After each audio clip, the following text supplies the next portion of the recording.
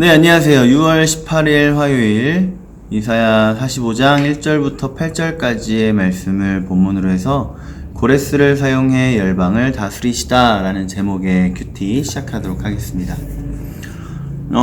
바로 말씀 띄워드릴 테니까 말씀 한번 읽어보시고 한 번만 읽고 끝내지 마시고요. 두 번, 세 번 연달아서 읽어보시기를 부탁드릴게요.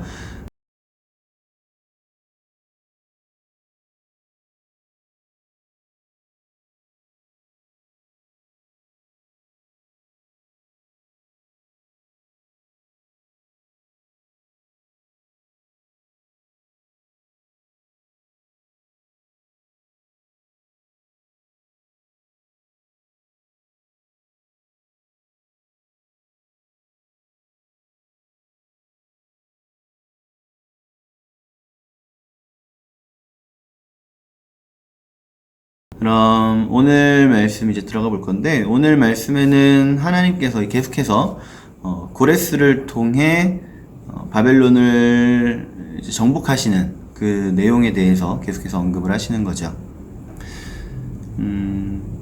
놀랍게도 재미있는 건요, 하나님께서 지금까지처럼 유대인들 중에, 이스라엘 사람들 중에 뭐 사사를 택한다거나 아니면 뭐 어떤 장군을 만든다거나 왕을 만든다거나 이런 식으로 해서 역사를 이루시는 게 아니라, 이제 오늘 이 본문에서 설명이 나오는 게 이방인인 고레스를 통해서 일을 하시는 거예요. 그래서 그 이방인인 고레스를 통해서 이스라엘을 압제하고 있던, 남유다를 압제하고 있던 그 바벨론의 벌을 내리시는데, 그 이유가 바로 오늘 이 큐티의 주제가 됩니다. 그 이유가요. 그래서 우리 하나씩 질문 하나씩 같이 풀어보면서 이 말씀이 어떤 의미로 우리에게 다가올지 한번 보기를 소원합니다. 첫 번째 질문이에요. 하나님께서는 열국의 정복자로 고레스를 택하셔서 무엇을 알려주고자 하십니까? 네, 고레스를 택하셔서 무엇을 알려주고자 하십니까? 3절 말씀 뭐라고 나와 있네요. 내게 흑암 중에 보화와 은밀한 곳에 숨은 재물을 주어 내 이름을 부르는 자가 나 여호와 이스라엘의 하나님인 줄 내가 알게 하리라. 아멘. 네, 흑암 중에 보화, 아주 깜깜한 중에 있는 보석이에요. 그러니까 아주 좋은 거지만 너무 깜깜해서 그 누구도 발견하지 못하고 있는 거, 그거를 이제 주시는 분.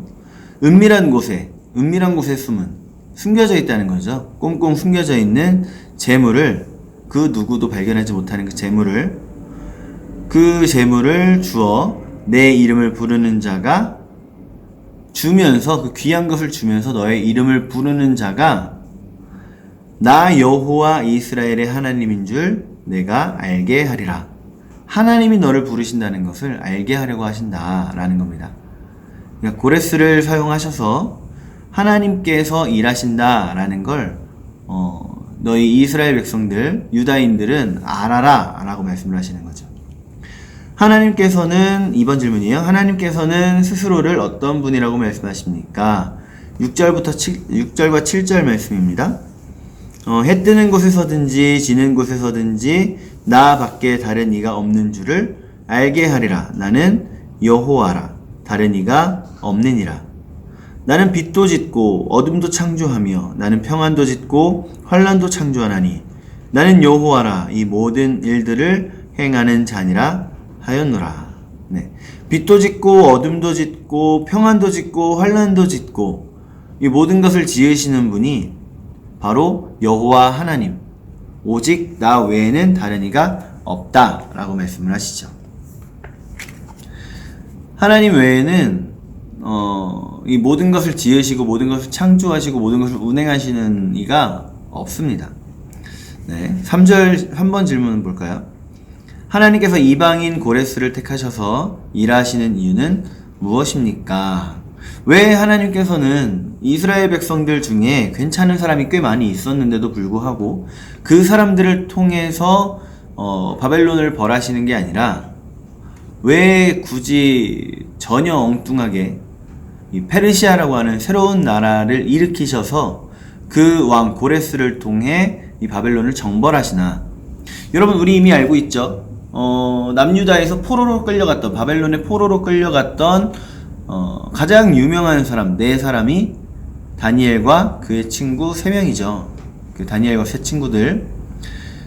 이 세 친구들은 어떻게 된지 모르겠지만 다니엘 같은 경우에는 페르시아가 바벨론을 정벌하고 들어왔을 때까지도 바벨론에서 여전히 총리로 일하고 있던 사람입니다.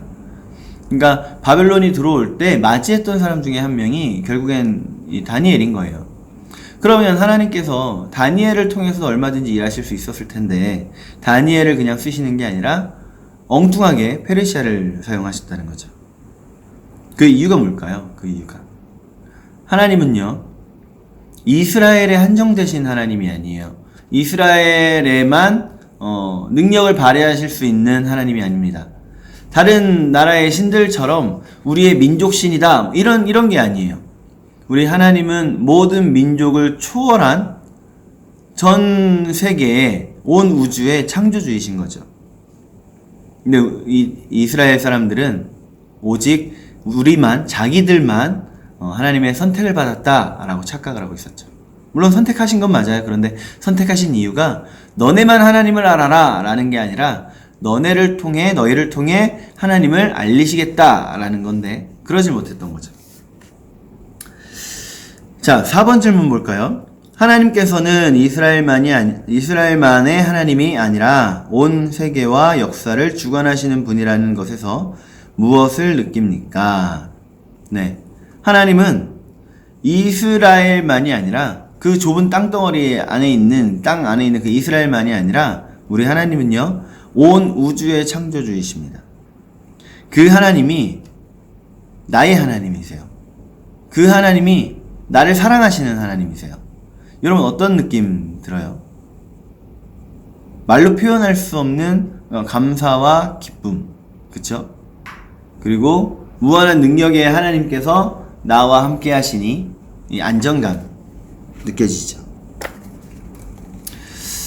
5번 질문 볼까요? 5번 질문은 둘로 나눠집니다. 그래서 첫 번째 문장 보면 모든 역사의 주관자이신 하나님께서 내 삶에 구체적으로 개입해 주시길 바라는 영역은 무엇입니까? 네, 말이 좀 어렵긴 한데 이걸 편하게 좀 쉽게 얘기하자면 여러분 혹시 기도 제목 있으세요? 이거죠? 네. 이게 우리 기도 제목입니다. 하나님께서 나의 어려움을 좀 도와주셨으면 하는 분야, 하나님께서 나를 좀 이끌어 주셨으면 하는 그런 분야. 여러분 어떤 거 있으세요? 그냥 막연하게 이것 좀 잘 됐으면 좋겠다가 아니라 전능하신 하나님께서 이 일에 개입해 주셨으면 좋겠다, 간섭해 주셨으면 좋겠다, 그런 내용입니다.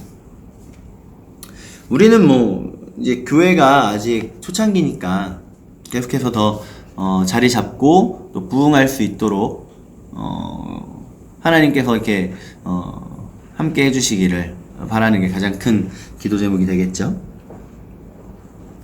두 번째 문장 보면 이방의 왕까지 도구로 사용하시며 자기 백성을 도우시는 전능자 하나님을 의지해 오늘 내가 풀어야 할 문제를 위해 무엇을 실천하겠습니까? 네. 하나님께서 이방의 왕까지도 도구로 사용하시는 모습을 보면서 여러분 하나님의 도구로 쓰임받는 데에는 한계가 없다. 그쵸? 하나님을 전혀 모르는 이 고레스라고 하는 왕, 하나님에 대해서 들어보지도 못했을 그 고레스 왕이 하나님의 도구가 돼서 일하시는 모습을 보면 하나님의 도구가 되는 데에는 믿냐 안 믿냐 이걸로 갈림 지을 수 없다. 그리고 고레스의 나이가 어떻다라는 걸 우리가 알지 못하기 때문에 하나님께서는 하나님의 도구로 사용하시는데 나이가 많냐 적냐 그런 걸로 판단하지 않으신다. 그쵸? 하나님의 도구로 하나님께서 쓰실 때에는 제한이 없다 라는 겁니다. 우리 많이들 생각하는 게 하나님은 준비된 자를 사용하신다 라고 말씀을 하세요. 많이들. 여러분 그 말에 동의하십니까? 저는 사실 동의하지 않습니다. 여러분 열심히 준비해서 하나님 나를 쓰실 때 내가 더 내 최선을 다해 내 모든 것을 바쳐서 더 멋있게 하나님 앞에 내가 도구로 쓰임받는다. 그건 정말 좋죠. 그런데 하나님이 내가 준비 안 됐다고 해서 쓰지 못하시는 분 아니에요. 그렇다고 우리가 준비 안 하면 그건 좀 문제가 되겠죠. 내가 하나님 쓰신다 하셨을 때 더 멋지게 쓰임받을 수 있도록 나 스스로를 준비시켜야죠. 우리가 요나를 생각해보면 요나는 하나님께서 니느웨로 가라 라고 말씀하셨을 때 니느웨로 간 선지자가 아니에요. 요바에서 다시스로 가는 배를 탔던 선지자죠. 전혀 하나님께서 쓰실 만한 선지자가 아니었습니다. 그런데 그 준비 안 된 요나를 사용하셔서 니느웨에 하나님의 말씀을 전하게 하셨고, 그 3일은 돌아다녀야 될 커다란 성인 그 니느웨를 단 하루만, 그 말은 대충 하는 신용만 했다는 거죠. 네. 그렇게만 했음에도 불구하고 하나님께서는 그들에게, 니느웨 백성들에게, 왕에서부터 백성들까지 다 회개의 심령을 부어주신 걸 봤을 때 이거는요, 하나님의 도구가 되고 안 되고에는 우리가 준비를 했냐 안 했냐의 차이는 아닙니다. 엄연히 말씀드리는데 아니에요. 오히려 우리가 준비를 얼마나 해야 되느냐, 이거는 얼마나 더 크게 쓰임받을 수 있느냐, 얼마나 더 효과적으로 쓰임받을 수 있느냐, 그 영역이 되겠죠. 그래서 우리는 열심히 갈고 닦고 준비를 해야 되는 거예요. 잠깐 말이 옆으로 좀 샜는데 이 고레스라고 하는 왕까지, 전혀 상관없는 이 왕까지도 하나님 사용하신 걸로 봐서 우리는 그 누구도 내가 무시할 사람 없다. 내가 봤을 때 너무 하찮아 보인다 할지라도 하나님께서 그 사람을 쓰고자 하신다면 그 사람을 통해 얼마든지 나를 가르치실 수 있고, 너무 어려 보인다 할지라도, 어리다고 할지라도 하나님이 그 사람을 통해 나를 가르치시고자 하신다면, 나를 깨닫게 하고자 하신다면 그 어린 친구조차도 하나님은 쓰실 수 있다.